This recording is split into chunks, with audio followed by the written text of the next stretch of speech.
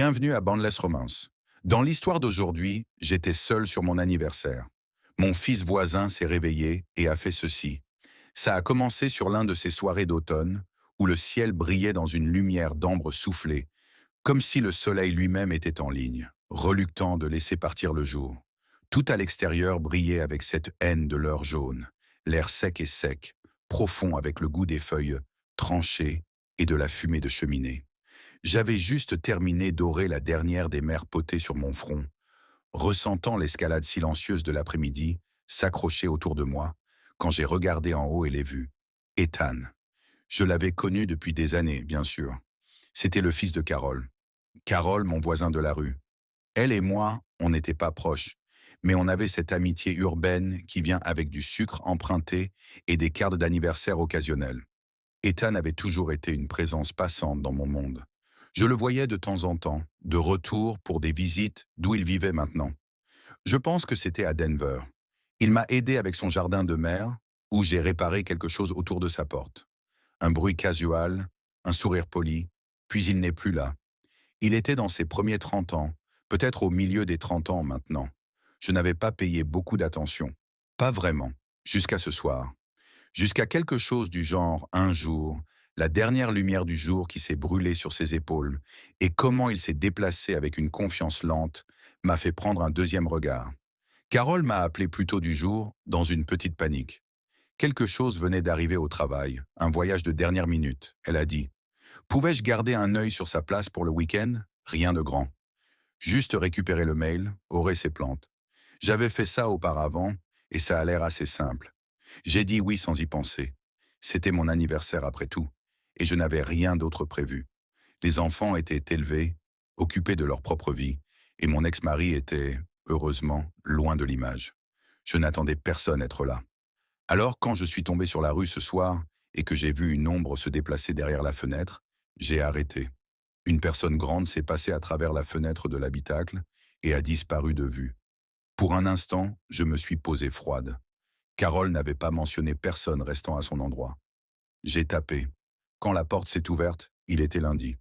Ethan. Il a blinqué, comme si surpris. «Oh, salut, hein, Madame Carter. Il m'a toujours appelé ça, et j'ai détesté ça. Ça m'a fait ressentir comme un ancien professeur ou quelqu'un de l'église. Trop formel.»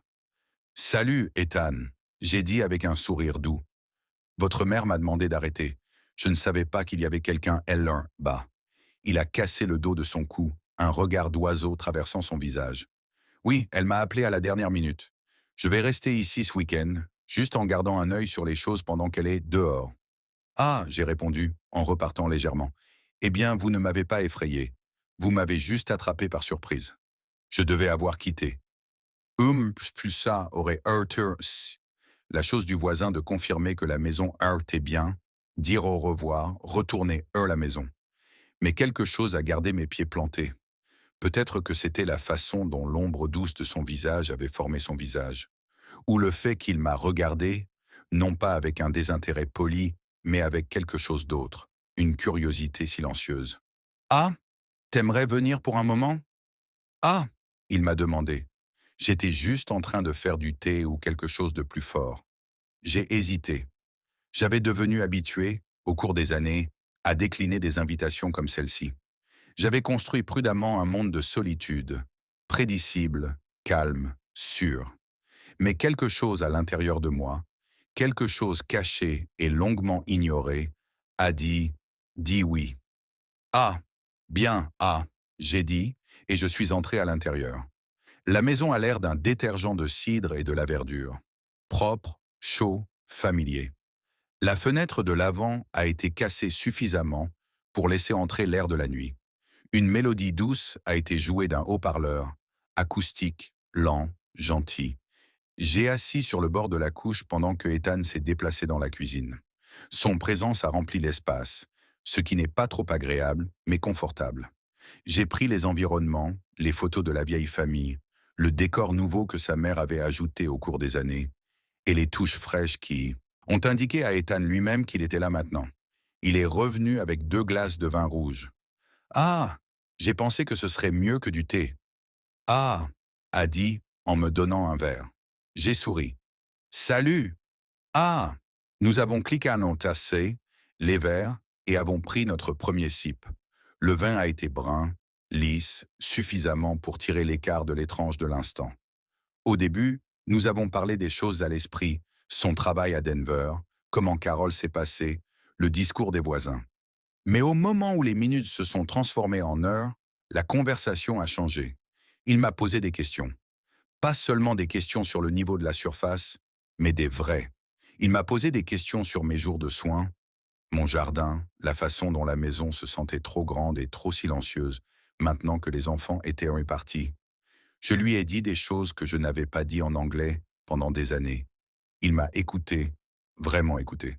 Un moment, il m'a regardé et m'a dit « Ah, tu ne te sens pas seul. » Ah, j'ai ri, un petit peu attrapé en garde. Oh, n'est-ce pas? Ah, il a cassé la tête lentement. Ah, tu te sens en paix, comme si tu acceptais des choses. Ah, j'ai souri, mais ça me semblait moche. Ah, la paix et la solitude peuvent vivre dans la même maison. Ah, ah, Ethan. Ah, il m'a regardé d'une manière que je n'avais pas regardé à moi pendant des années, et comme s'il avait vu quelque chose de plus, quelque chose que je ne savais même pas qu'il y avait. Le silence qui s'est suivi n'était pas étrange. C'était profond, chargé. Je me suis regardé sous mon verre à moitié vide. Ah, je devrais probablement y aller. Ah, j'ai dit. Mais je n'ai pas bougé. Il s'est posé légèrement. Ah, tu peux ou tu peux rester. Parle plus. Ah, chaque instinct m'a dit de partir, que je n'avais pas de business d'être là-bas. Mais je n'ai pas écouté. Je suis resté. Nous avons parlé tard dans la nuit. Le ciel s'est éteint. Les voisins se sont rassemblés dans sa chute. Et nous sommes restés là-bas. Deux personnes suspendues dans une bulle inattendue de temps. Un moment, il m'a demandé. Ça. Ah, est-ce que tu ressens que la vie t'a passé? Pendant que c'était occupant. Que être responsable? Ah, j'ai senti mon respiration attrapée, plus qu'il pouvait le savoir. Ah, oui. Ah, j'ai dit. Ah, oui, je le suis. Son voix a baissé. Ah, c'est comme ça que je me sens en ce moment. Comme tout ce que je pensais que j'allais faire. Je ne l'ai pas fait. Comme je suis tombé et suis arrivé ici en me demandant ce que j'avais manqué. Nous n'avons pas touché. Nous n'avons même pas assis trop proches. Mais il y avait quelque chose entre nous. Quelque chose de silencieux, pulsant. L'inconnue reconnaissance de deux vies qui n'avaient pas tourné assez de la façon que l'un d'entre nous l'avait prévu.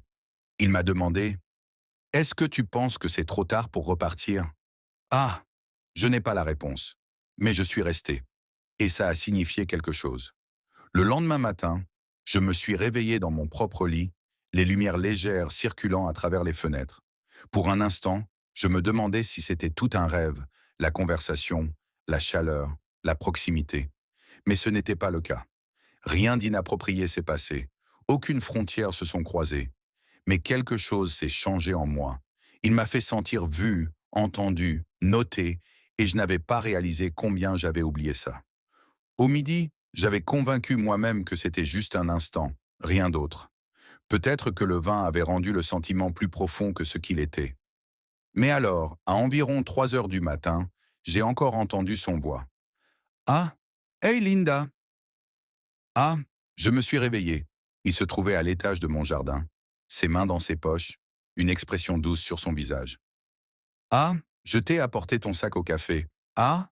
il m'a dit en le relâchant dans l'air. Je suis allé vers lui. Quand j'ai pris le sac, nos doigts se sont brusqués juste pour un instant, et c'était l'encore, cet éclat. Pas de romance, pas de désir, mais quelque chose de plus silencieux, plus profond. J'ai souri. « Ah, merci. » « Ah ?»